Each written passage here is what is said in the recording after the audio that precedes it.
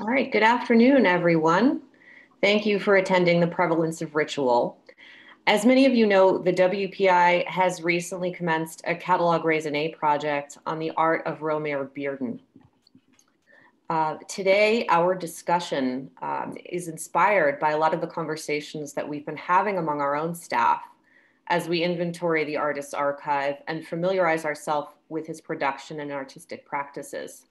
Today's panelists, Connie Choi from the Studio Museum, Lynne Haynes, and Jordan Castille, will be discussing these issues in relation to their own work with moderator Dr. Mary Schmidt Campbell.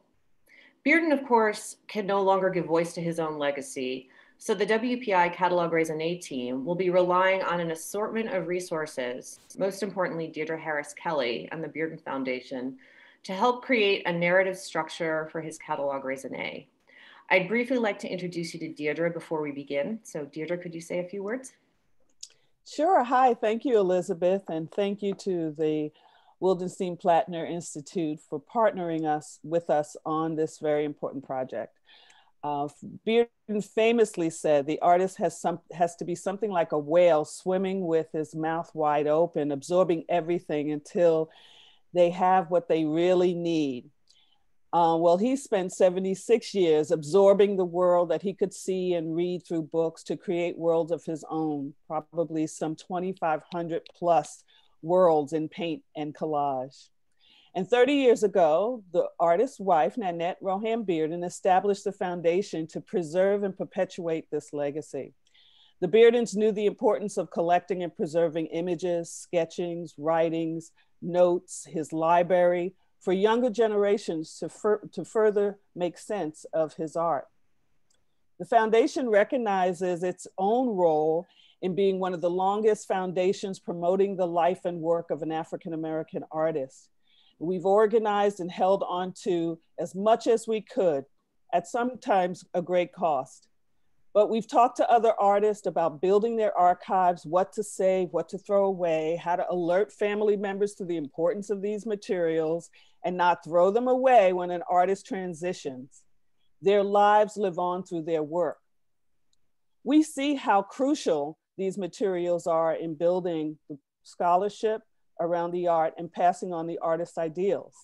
And so I'm so happy to have Mary Schmidt Campbell here with her recent book, An American Odyssey. Everybody get out and get one of these because this is an important way to use the materials that are saved. This is a call for artists to take action around their own intentions and a call for the most accurate information to be made to the public for commercial and non-commercial purposes. So we're very happy to partner with the Wildenstein Plattner Institute for the Romare Bearden Foundation, Romare Bearden Digital Catalogue Raisonne. So thank you, Deirdre. Thank you. All right, everyone, here's how our talk will unfold.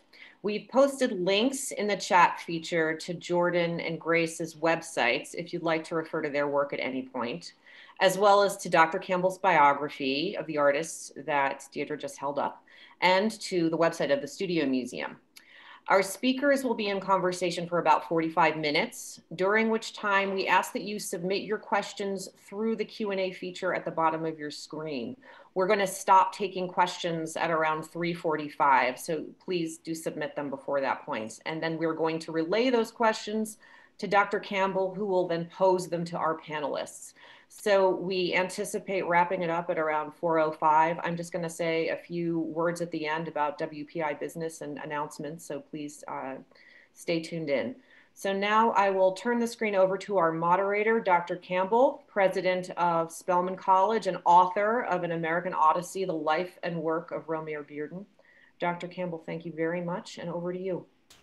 Thank you, Elizabeth. And I know everybody on this call joins me in thanking you for taking on the project of developing the Catalogue Raisonne for Romare Bearden.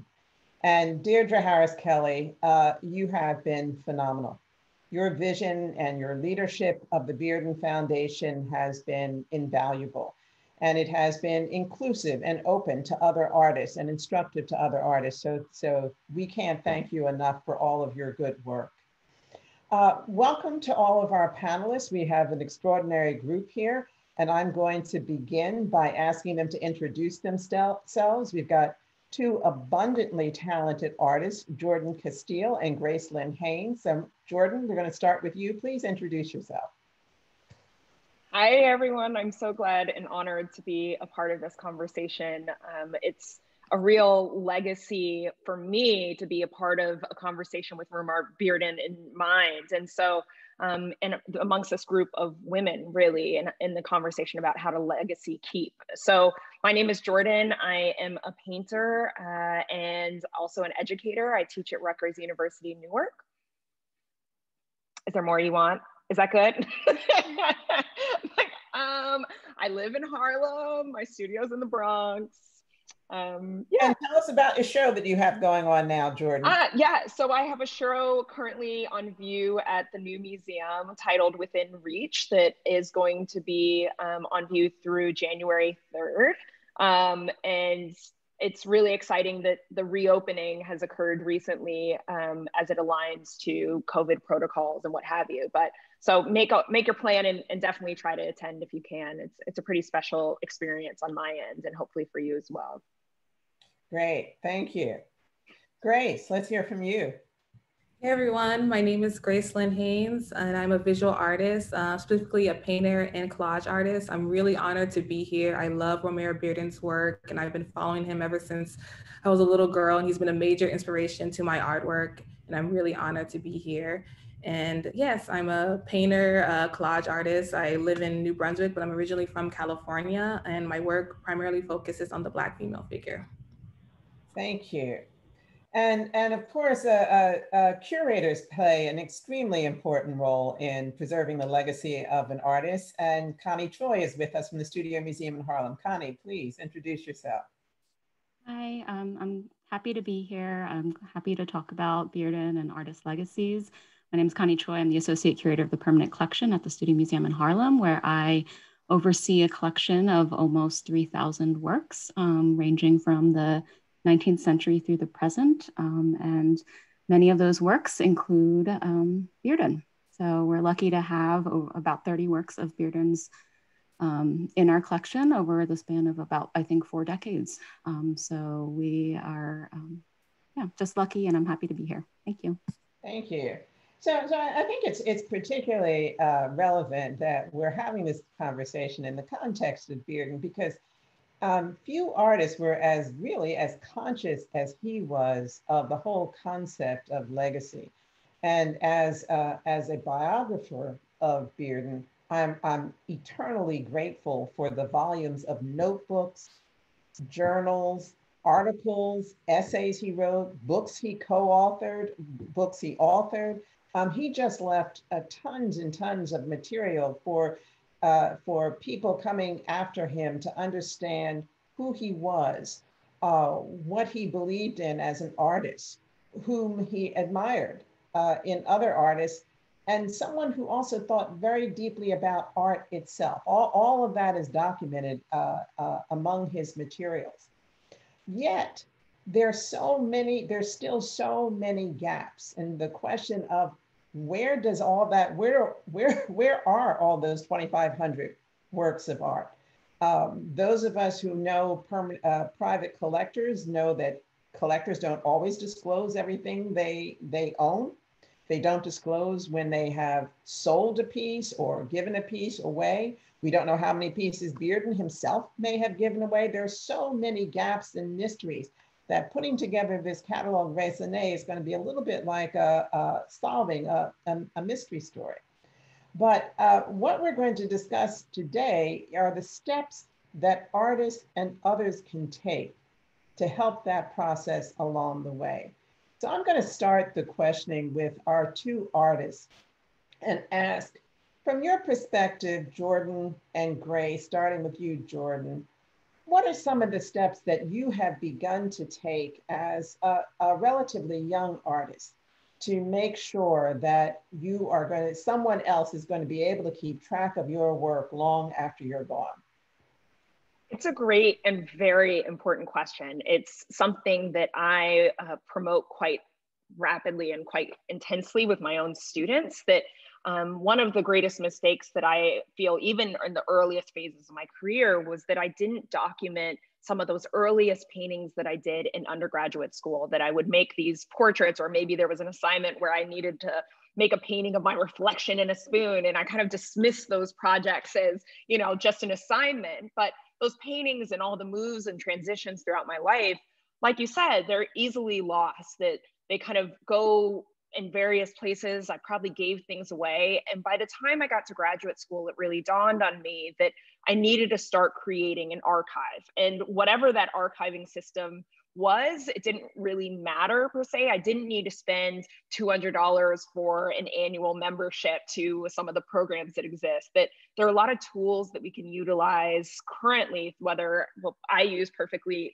personally Google Sheets, and I create these like really intense spreadsheets where every year is cataloged, every painting is cataloged. I got a lot of support in the early phases of my time at Studio Museum. I think that was the first time that I really sat down and tried to find everything and to make marks of where it was. And now that archive is something that I keep for myself. So it's always important to me not to just have the gallery maintaining those archives, because I also realize as I transition from one gallery to the next that people unnecessarily sometimes withhold information, that I should be the best keeper of that which is most important to me. And that which is most important to me is my own story and my legacy, so to speak, around my work.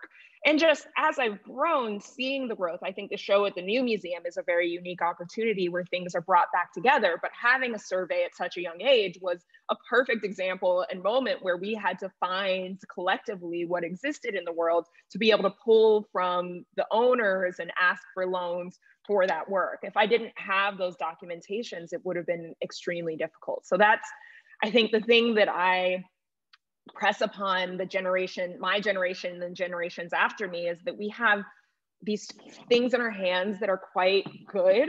And even if it's a haphazard photograph of a painting, put it somewhere in a folder. Even if you forget about it, try to keep the date, try to keep the, you know, the material and the size of it, and just put it away.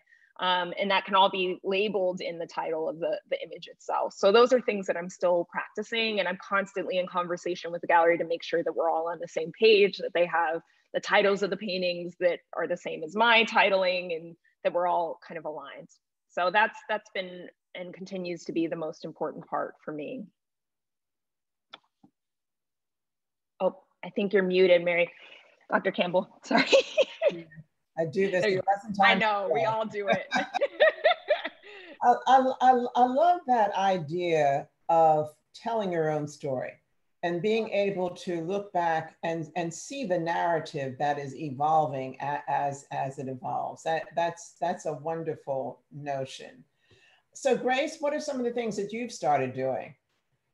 Yes, I think one of the things as an emerging artist that I've started to keep into practice is to make my paintings in series. So for each series, if it's about 10 to 15 paintings per series, I make sure to keep one for myself so that I can see the personal progression of my paintings and also have that physical documentation for myself. A lot of the times as artists, our goal is to get our work out there into the world and into collections, but I think it's also important to invest in ourselves and to keep some of the artwork for ourselves and for our own collections and for our future legacies, to have at least a few paintings that represent our journey so we can see our transition and also have something to look back on in the future. And I also think it's important for every artist to invest in a lawyer as well, to go over contracts with the galleries. That's something I wasn't aware of until I got into the gallery world, where you have lawyers that are looking over the contracts with the galleries, because there's always text written small that you might not see, or things that could be misunderstood. And it's always great to have a lawyer there to protect you and to make sure that you're aware of the collections that your gallery is putting your art into.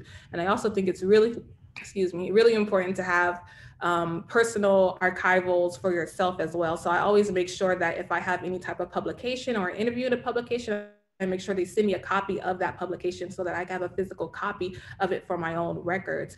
And so I make sure to keep every article that I've been featured in, every interview, and I have them bookmarked on my computer. Every physical copy I make sure I keep for myself and in the future, so I can have a record of every outlet that I've been introduced to. So I think it's very important that artists, we really strive to protect ourselves, to get a lawyer, to have a strong team around you, whether it's an assistant if you can afford one, or just friends to help keep you on track. And we're very lucky also to live in a digital age where we have cell phones, so we can take photos of our artwork, and also to keep track from the very beginning of your career of the artworks that you may not think are important, to keep track of that as well, and to not be so readily to sell them. And so, yeah, it's a process. So thank you, Grace. I noticed that both you and Jordan made it very clear that you can't depend exclusively on galleries. It was an interesting phenomenon that, Bearden, at the end of his life had a gallery of record, Ekstrom, someone who was very devoted to him, and he relied on him a great deal. But he also had his work in a lot of different galleries all over the country, so which poses a challenge. But there are many reasons why you really can't put it in, what you're saying is you can't put it in someone else's hands. That when all is said and done, the responsibility resides with the artist. I think that's a very interesting and important point that both of you are making. Connie, what do you see, thinking about where the artist's role is in documenting and keeping track of the work? How do you see yourself as a curator? And in particular, you're a curator of a permanent collection. And so we think of permanent collections as being that repository that's going to make sure that those key pieces of work by individual artists are going to be preserved. How do you see your role? Hi. Yeah, just as you said, I mean, as a curator, I really see my role as serving as a steward, right, for the works in our collection, for the artists. And so I want to make sure that our inventory, as Jordan and Grace both said, is accurate and complete. We periodically review our database to make sure that we have complete information. And it's constant work too, right? It's not like you finish and then you're done and then you can move on. You constantly have to go back and make sure that things are accurate. You measure something once and you get one dimension, you measure it again and you have a completely different dimension. So it's an investment in terms of making sure that you are preserving the artist's work and their legacy. And it's not just a record of facts, but it's also ensuring that the work is conserved and preserved for the future too. So ensuring that we do periodic reviews of our inventory. We go into storage and make sure that the works are cared for and that there's no potential issues with conservation. It's ensuring that we are doing due diligence with making sure that the works live out there in the world as well. So not just in our own galleries, but also in other exhibitions. So we try to lend as broadly and as widely as possible. And thinking about rights and reproduction too. I mean, that's a whole issue, right? And it's a whole important issue in terms of ensuring that artists' work is represented accurately in publications that live on, because exhibitions are really ephemeral. And so thinking about that legacy too. So Connie, Jordan mentioned, being able to see the narrative of her work as it evolves. As a curator, how do you think about creating narrative around the works of art? Yeah, I mean, I think one of the great things about having a collection at an institution is that it's a constant source of inspiration.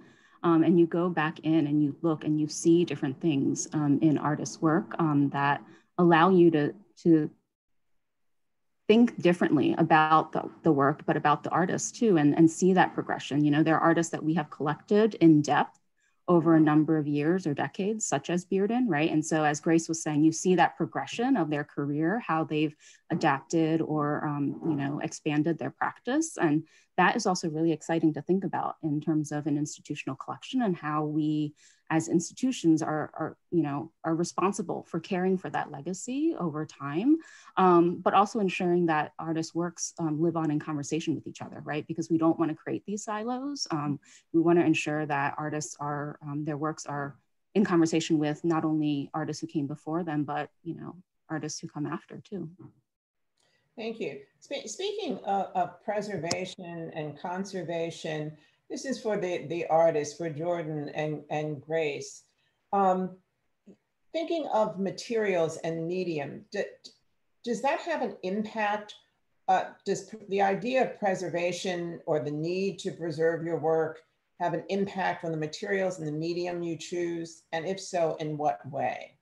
Jordan, do you want to talk about that at all? I mentioned that because when you think of Bearden, many of his greatest works were works on paper. Absolutely. And I think that there's an awareness that's evolved over time. I love the quote that you started out with, that he sees himself as a whale, kind of absorbing information constantly. And I often describe myself as a sponge, and I like whale better in some ways. It's probably more sanitary and more beautiful, but it is about absorption. It's about kind of seeking information and learning from one another. So I'm constantly in a state of learning about how to best preserve, or how to best take care, or what are the best brushes from my peers. Collectively as artists, we're talking to one another to see what the best practices are that they've learned from the generations before them, and kind of passing that information down. And as kind of my career has grown and you get access to, I don't know, more funds and the ability to have an expansion of space. When I had a smaller studio, there was no way I could think about keeping the paintings stretched on their canvas. I needed to unstretch them and roll them. And while I was rolling them, I was rolling the oil. I work oil paint on canvas, and I was rolling them into themselves. And one of my friends came in and was like, "You shouldn't do that because that actually cracks the paint more." And I was like, "Oh, really?" Like I had no idea. So he suggested that I roll it with the painting on the outside, like little things like that that I hadn't thought of, that I wasn't putting the preciousness and putting the value in what it was that I was making early on, by protecting it and seeking out some of that information. It was a sort of haphazard way of learning the better practices. But there are things that along the way, whether it was moving my paintings from one studio to the next, and what it is that I put in front of them, or how I build my own shadow boxes around the front of the surfaces, that for me, I use a lot of texture, and there is a thickness to the paint. And although oil paint appears dry, it takes many years to actually dry. And that was something that, again, comes with practice around the material. But I think depending on, and I'm sure I'm excited to hear what Grace's experience is as well, and the material she's working with, that all of us kind of, based off the thing that we love, we have to seek other people who are working in a similar vein to say, hey, what are you like? How are you? What ground are you using on your canvas? Or what has been your experience thus far with number 12 weight canvas versus a number 14 weight canvas? And what are the differences between them? And a lot of it's trial and error. You see something fall apart and you go, oops, well, that didn't work. And it takes time, and it takes the willingness to be a sponge, to kind of gather information and not see yourself as the sole knower of all things, that there are masters, and Bearden being one of them, who've existed for many years before, who paved the way for all of us to keep making work as well. So your mastery as a painter really is also a mastery of your medium, and really understanding it as a living, breathing thing. Yeah. It's like learning to walk, but it's a constant, you're running and then jogging and then figuring it out. And it's never finished, that my learning isn't finished. It's a willingness to kind of see what's new and to try out what best practices are based off of where we are right now. And then trying to find what works financially and physically for me as it relates to those options. Thank you. Grace, how about you? You've got collage. That's a challenge. Yes, it's interesting because in undergraduate, I actually was a serial oil painter. I really love to work with oil paint, and I love the layering and the texture. But as I started to move around and do more residencies and started to travel, it was hard for me to really transport my oil painting. So that's when I began to explore the medium gouache, acrylic, and collage, which kind of gave me more flexibility in terms of deadlines and how fast the painting would dry, and also seeing how the painting would be able to transition from the beginning stage to the ending stage. And I think with collage, you use various materials. I use like National Geographic magazines and books, fashion magazines, and I often cut these images out and incorporate them into my paintings. And so also carrying the the magazines and the books around with me as I travel and go to different residencies can also be a challenge because they're very heavy. So I think you kind of have to be a chameleon and kind of work around the opportunities or your location, or specifically with like artist residencies where you have to travel and deliver the work at a fast pace. It's kind of, you have to really think about how it's going to end up in the future. So for me, it's really been a journey. I'm still figuring out. I'm always open to trying new materials. Like recently, I've been working with pastels a lot, which is a very soft material. And when I roll up the paper, the pastel often gets very messy and starts ending up in different parts of the painting where it's not supposed to be in. So that can be very frustrating at times. And sometimes you have to like spray the pastel with the adhesive, and sometimes it doesn't work. So it's really just kind of, you have to play around and see what works best for you. I think being an artist is kind of messy and explorative and experimental, and you kind of have to get your hands dirty a little bit. But I think as you grow as an artist and you continue to experiment, the process becomes a lot more refined. But right now, collage, pastel, and working with acrylics has worked pretty well for me because it dries pretty fast. Mm-hmm. So also with collage, you have to consider the material that you're using as an adhesive, right? As a glue, right? For the papers as well, because that can dry out. Yes. And it's interesting to think like how the collage is going to look 10, 15 years from now as I glue it. Is the paper going to fade a little bit? Are the colors going to fade? If the painting is shown in a gallery where there's bright light, is the light going to cause the colors to fade out a little bit? So there's all these different things to think about in terms of how the painting is going to look 10, 15, 20 years from now. Yeah, one of the most shocking things that I discovered when I was doing some of my research was to see the big Bearden collage. It was called The Block, and it was in his first retrospective at the Museum of Modern Art. It's now in the permanent collection of the Metropolitan Museum. And because it's so fragile, they divided it up. They put a frame and put every panel of it behind glass. So instead of one continuous long piece, it's 4 separate pieces behind glass, simply because that's what they had to do to preserve it from the light and from fading and from drying out and all of that. And they can only show it like every 2 or 3 years. So it really becomes a real challenge in terms of preservation as artists consider their medium and their materials. I'm still staying with the 2 artists.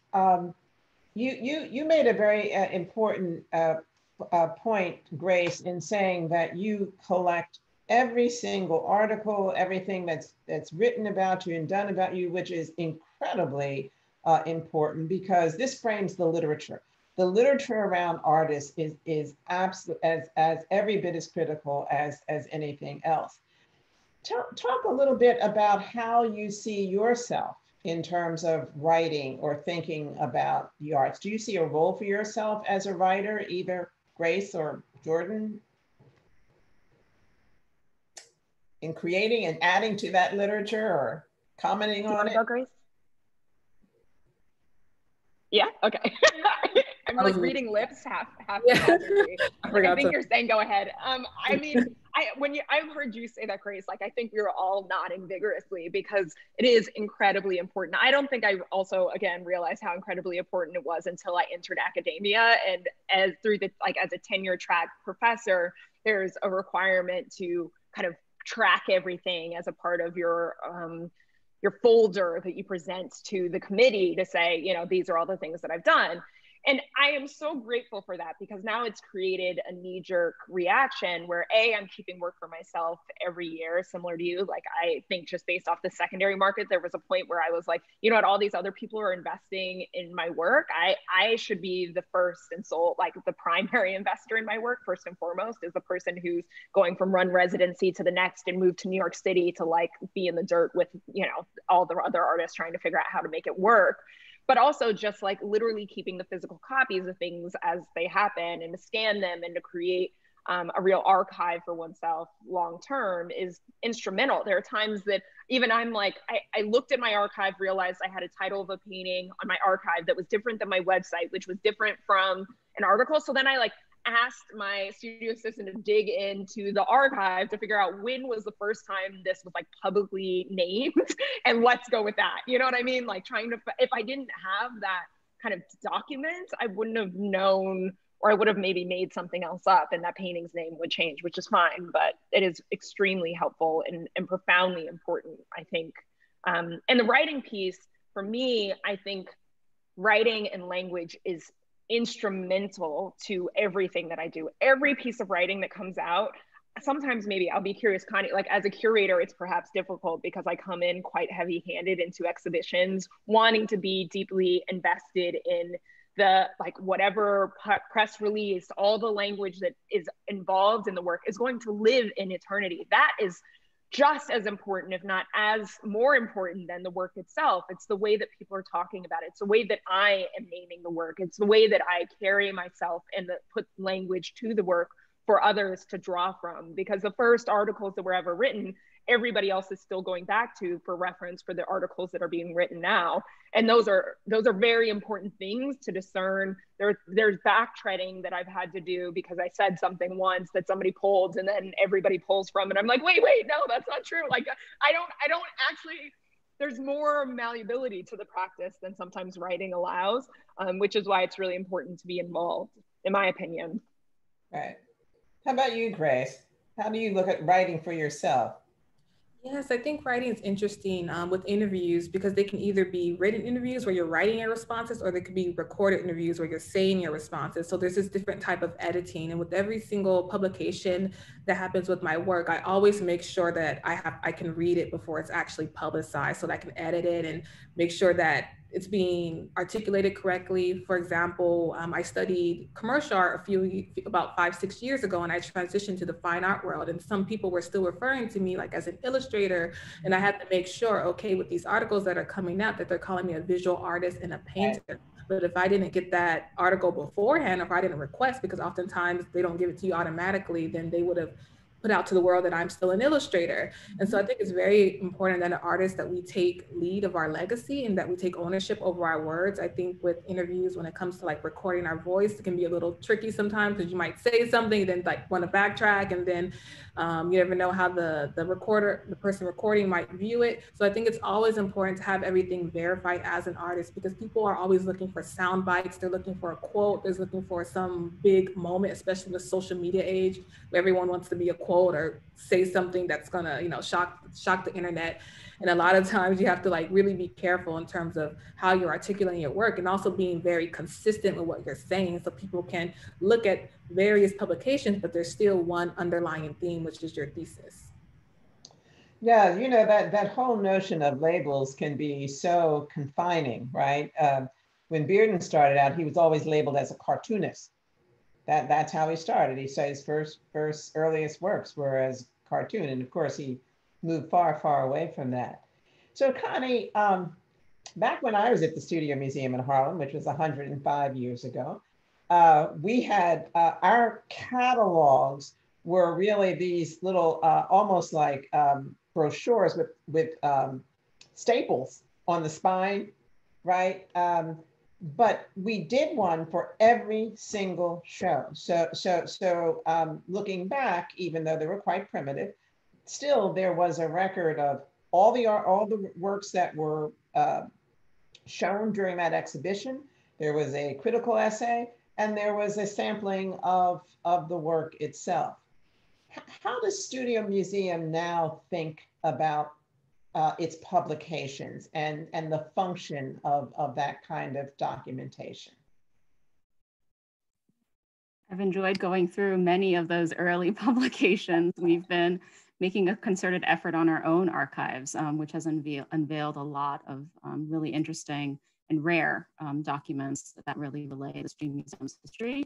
I will say that we are still in many ways producing those types of brochures, and they're really important and critical. And Jordan knows this. We do one every year for the Artists in Residence exhibition, and they are brochures. They're not publications in the way that we think of big catalogs now.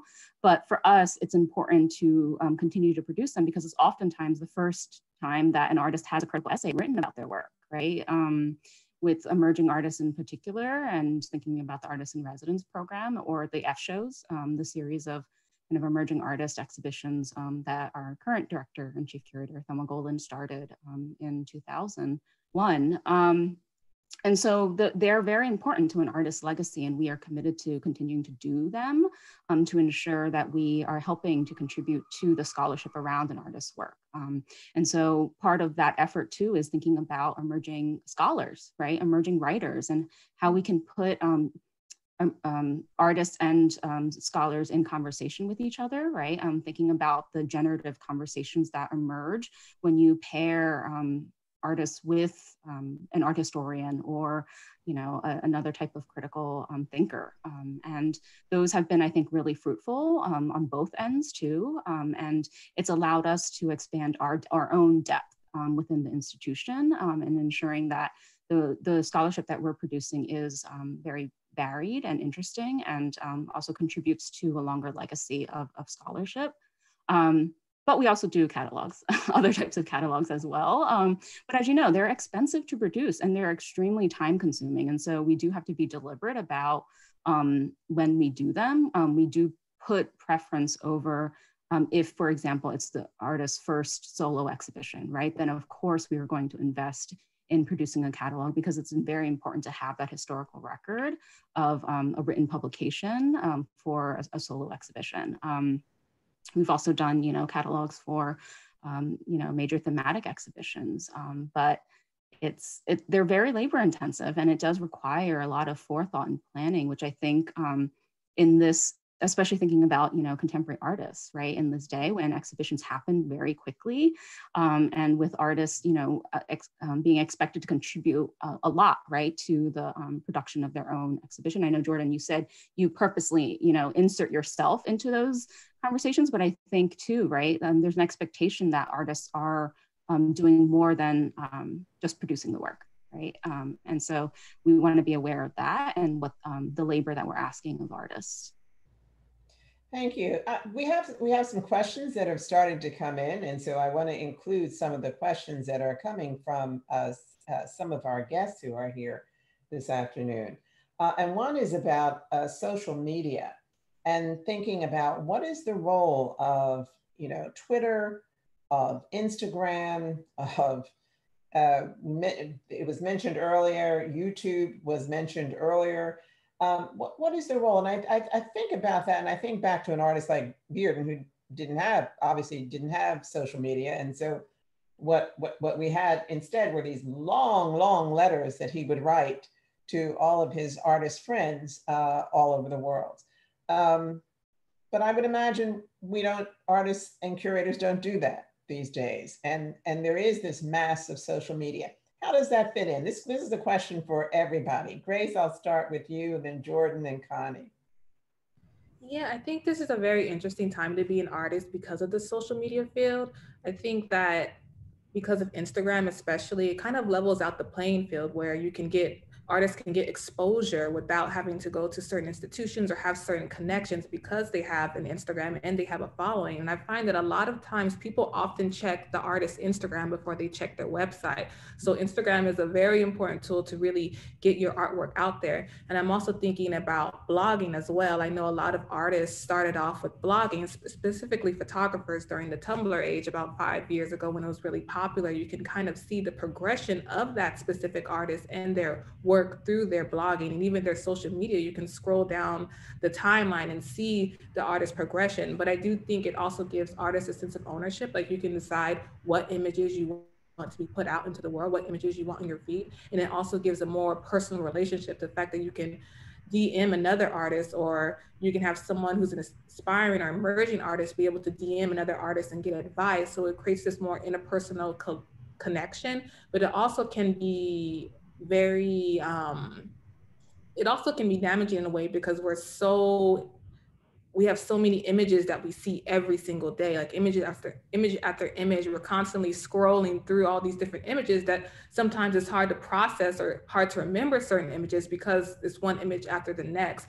So something to be cognizant of as well. But I do think this goes into the conversation of documentation as well, and how it's really important for artists to document their work properly, because especially now in the COVID area where a lot of people are seeing art online, whether it's through online shows or social media, Instagram, it's very important for artists to have their work properly documented so that they can show it online or through these shows, because that might be the only way some people get to see your work. Yeah, that democratization that you talk about is really important, because you really don't have to be as reliant on the institutional acceptance as you did in the past. Jordan, how does social media work for you? Yeah, it's an awkward space for me. Even like it feels like through social media, I try to create a space of familiarity, that people can be familiar with me outside of Jordan Castille, the artist, but I still sort of like disassociate myself. It feels like a space that it is Jordan Castille, the artist, and not Jordan Castille holistically, or Jordy or Jordan as everybody else kind of sees me. There was a point where I saw myself kind of shifting out of a sharing of kind of, I don't know, more kind of mundane day-to-day aspects of my life to telling a story and using social media as a platform to drive home my own values, and as those values relate to my practice as a whole, as a person, as an artist, as a maker, really. And using, I have, it's weird because I don't even know how to say it. Like I got a lot of followers these days. And the more that it like increases, it kind of stresses me out, because I feel a certain amount of responsibility. But that responsibility is a privilege. It comes with both hands. So I'm being really thoughtful about the way that I use social media to bring home the values that I think are the most important, and to tell the story of my life and my day-to-day kind of engagement with my practice, that it's a more intimate view of the public profile of my practice. But it is an interesting kind of, like you said, it levels the playing. It is about accessibility. As much as this has been a very difficult time, there's been part of me that has always longed for this, for the ability to enter people's homes and have these conversations and literally take away any need for travel. It's like all accommodations are considered now, that even I personally am able to be a part of more conversations, because it was hard for me to physically be up past 8 o'clock. Like, I am not a nighttime person, and that's when things always happen. And then I'm trying to like traveling around the city, that there's a real power in the digital age. As we're all trying to figure out how to move through this space, who knows what the next few years will look like. But I also have a certain amount of gratitude and respect for the medium, and knowing that every time I post something, it is in eternity forever. Like, it's like, it can be pulled, it's just as easily as an article or in the pamphlet at the Studio Museum that people can pull language from. What I write about my work in a casual way in that space can be referenced later. It's a public space that people can pull from. And, as I listen to you and Grace talk about your involvement in the social media space, it occurs to me that you're both curating, right? You're both performing the role of curator. You're making some very, as you said, things don't go away. They stay for a long time. So you're thinking very carefully, what do I want to put on here? What do I not want to put in here? What do I want to say? What do I want to not say? How do I want it to shape and look? And so Connie, how do you as a curator enter into the social media space? I personally have avoided it as much as possible because I do find it very stressful. I am very, very happy to contribute to the institution's social media accounts. And our communications coordinator has done an amazing job in crafting a narrative for the museum over the last year in particular, that allows our both collection to shine, but also the artists within our mission. And I think that is really important, as you both were saying, in terms of crafting this narrative and using social media in a really intelligent way, right? Being able to control and being able to control in a good way the narrative that is out there about work. And I think that's the role of institutions with social media too, is that they have a very far reach, and they're able to, as you both were saying, democratize the playing field with providing visitors who normally wouldn't step inside an institution, right? Still to this day, right? COVID aside, there are so many people out there who won't enter the space of a museum for whatever reason. And a lot of times it's about barriers related to, you know, race or class or economic ability. And so social media is an amazing tool in that way to provide access to the arts to everyone. And so we, especially during this moment, have had to really rethink what that means for us as an institution, right?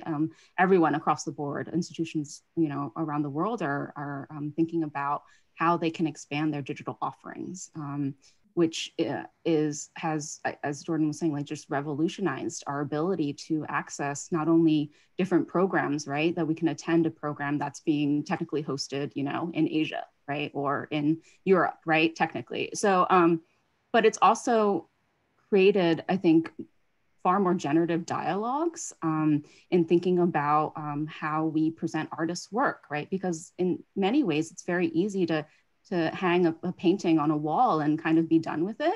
But it's different to have to think creatively about how you engage people in this moment when everyone's stuck at home and they're staring at a screen. And so I think, yeah, I think I veered slightly from your question, but in terms of social media, right, it allows that. And I think there's a lot of possibility from an institutional point of view. Personally, I like to lurk, but stay away from posting. I can understand completely. So this question might seem very premature for artists as young as Jordan and Grace, but I'll raise it nonetheless. See, as you know, the Bearden Foundation came into existence as a result of what Bearden wrote in his will. He made a very conscious decision to charge the future with creating this institution that would be an archive of his material. And Deirdre described it, the contents of it, quite wonderfully. When do you think an artist should start thinking about composing his or her last will and testament? Any one of the three of you can answer that. I mean, I made one this year, and it felt kind of uncomfortable. I'm 31, you know, it felt kind of absurd to be in some ways writing a will, but there was a point more so recently that it kind of dawned on me, even if I don't have children of my own, I have nieces, I have nephews, I have a legacy that I want to ensure have a certain amount of security, either financially or just a control of whatever might be, that there's a fragility to life that has dawned upon all of us in the air, in the time of COVID-19 in particular. But I think that as early as we can, we should. I think especially as Black women and women of color, we all too often, I think statistically, I know way too many friends and friends of friends whose mothers passed, that there wasn't a document, and the amount of kind of pain that came with negotiating what was what and what goes where and kind of navigating that space. I think it's a right thing to do as we're talking about putting our magazine articles into a box. Like, why wouldn't we put the things that we value into a box for safekeeping as well, and putting it on paper in a legal document that ensures that my values are never put into question in any capacity. So I did take that step this year, and it wasn't necessarily another artist or anyone else who put it on me. I went to my family and said, this is something I want to pursue. And I had some very difficult conversations about what that means. But knowing it's there, I do have a greater sense of like relief, and knowing that I can make adjustments. I haven't gotten to a place where I'm like, yeah, the Casteel Foundation, like no part of me has gotten there yet. Like that's not in my will, but I do think there's something powerful to that kind of notion that I at least know that what paintings are in my mother's basement have a place to go, and the paintings that I have here have a place to go, and that the gallery nobody will have to fight over those things, that they're secured in some capacity. Well, that's pretty forward thinking. Yeah. But if you ask my family, that's just the nature of who I am. So I'm a little. Anyone else want to talk about that? When an artist should be thinking about writing a will or composing, composing for the future? Grace?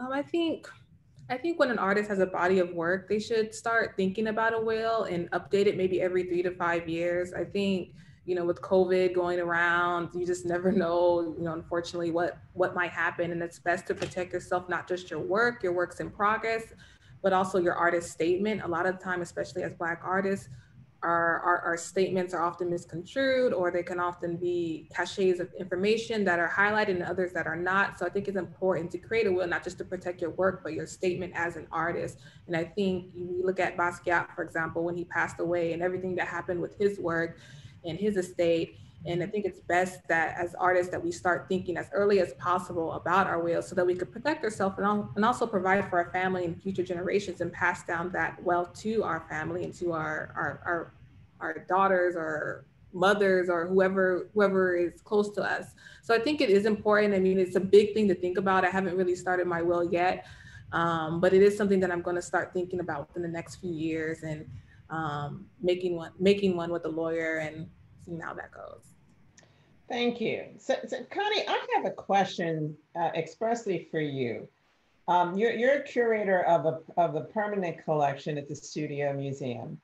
How, as a curator, do you begin to make a decision or think about when to add an artist to your permanent collection? Whether it be through seeking a gift from somebody of that work or seeking funds to purchase the work. What compels the museum to think this artist should be someone who should be permanently preserved in our collection?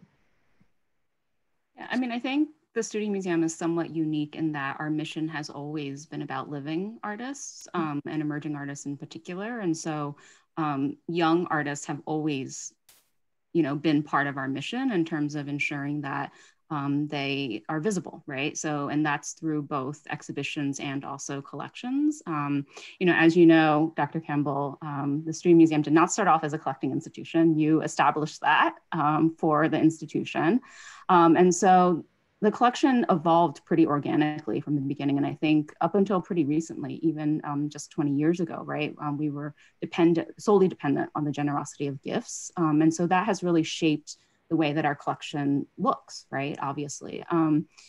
I think what we benefit from is having a diverse curatorial staff, people who specialize in different areas of the arts. And so it allows us to generate different types of conversations, right? So we have an ongoing list of artists that we would like to have in the collection. And this is something that I ask everyone in our department to contribute to, from curators down to interns, just to think about really holistically who is out there, who's producing work, because I have a lot of holes, right, in my own knowledge. My specialty is really mid-20th century. And so I'm not as aware of necessarily contemporary artists and emerging artists who are coming up, but there are other people within my department who are really focused on that and are able to provide that understanding and those names. And so it's really a group effort. It's a collective effort in terms of thinking about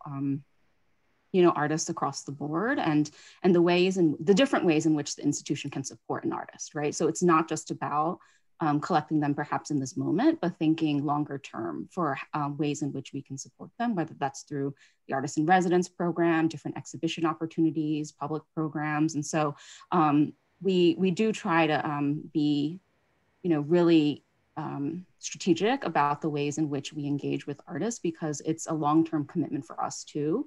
It's not just about, showing them once or having their work in our collection. It's really about engaging with them really over the course of their career. Yeah, and it's been so interesting to watch in the past few years how the reputations of so many artists has escalated so quickly. I was reading 2 articles recently, one about Howardina Pindell, who of course was an early exhibitor at the Studio Museum in Harlem, and another about Sam Gilliam, who's now reached the ripe old age of 86. It was a wonderful article about him in the Wall Street Journal. I had the pleasure of sitting next to Betty Saar at a luncheon about a year ago. And again, here's another artist who's been rediscovered. And so it's been fascinating to see these artists stay with their work year after year after year, sometimes not getting very much attention at all, and then sort of coming out center stage and being recognized. And understanding also, this is a long way of saying, Connie, understanding how vital all those activities that you're describing have been to keep their legacy alive before they were recognized. We're at 3:56, and I'm going to give each member on the panel an opportunity to make a statement or make an observation, or if you have a question for each other, please feel free to ask it before we bring the panel to a close.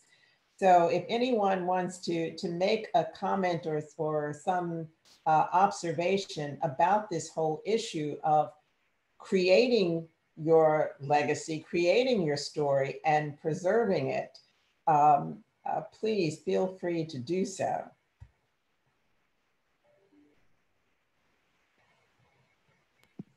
I have a question. Okay. Listen, Jordan. How much of thinking about the archives or thinking about your practice and documentation did you learn in school? And how much of it was, you know, on the job in many ways, or, you know, working through issues as you've encountered them?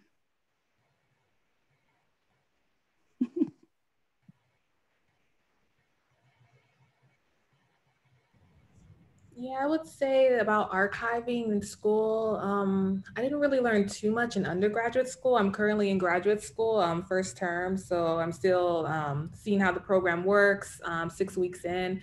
But I think for the most part in school, they didn't really teach us too much about archiving or even the business of the art world. A lot of art school I find is very about the conceptual part of the art world and not the business side or the preservation side. But I think the way I've learned about archiving was through my mentors. They've really helped me learn how to navigate the field as an artist and to protect myself. But in school and institutions, it was mostly about conceptual art and how to make art, but not how to protect yourself and preserve yourself. So that was just my experience. Thank you. I totally agree. Go ahead, Jordan. Yeah, I mean, I was gonna say I totally agree that I went to art school and I thought I was gonna sign up for like a class eventually that would say like how to be an artist or something, and that never happened. It is and has been, I think what you bring to the forefront, Grace, is the importance of mentors and finding safe spaces to ask questions. So identifying, I do remember before I went to graduate school, like I would make these lists of artists who had certain things in common and would try to find the threads. The Studio Museum was often a thread of artists that I admired.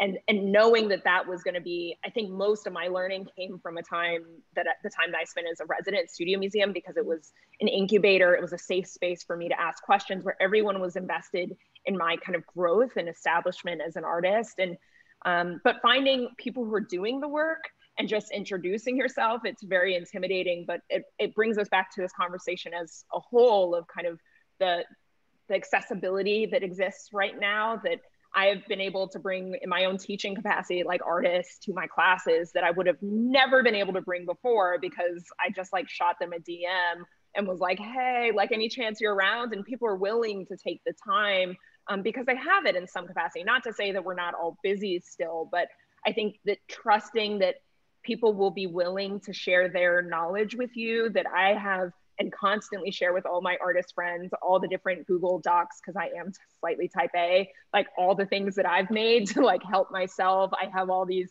kind of documents of important people or places or where I got information, and just asking. I think not being afraid to ask and mentorship is definitely been critical for me as well. Thank you. Thank you, Grace. Thank you, Jordan. Thank you, Connie. We've reached the end. We're at 4 o'clock. So this has been a great conversation. I think I could go for another hour, but you have been absolutely great. I've learned a lot, as I know everybody on this webinar has. And I'm going to turn this back over to Elizabeth now.